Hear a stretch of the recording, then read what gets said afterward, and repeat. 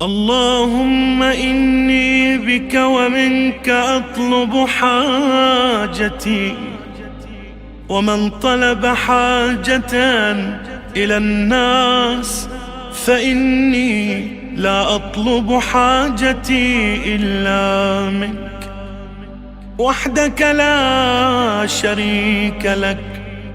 وأسألك بفضلك ورضوانك أن تصلي على محمد وأهل بيته، وأن تجعل لي في عامي هذا إلى بيتك الحرام سبيلا، حجة مبرورة متقبلة زاكية خالصة لك تقر بها عيني وترفع بها درجتي، وترزقني أن أغض بصري، وأن أحفظ فرجي، وأن أكف بها عن جميع محارمك، حتى لا يكون شيء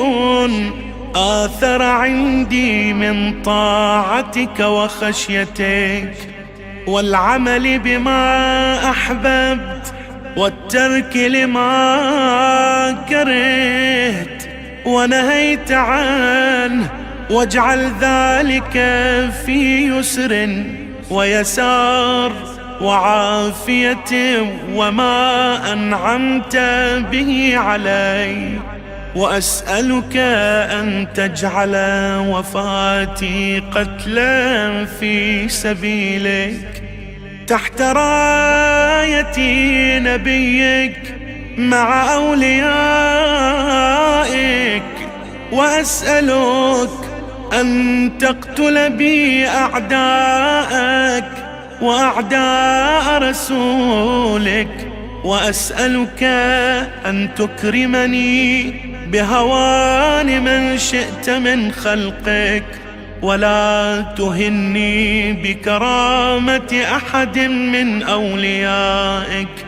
اللهم اجعل لي مع الرسول سبيلا.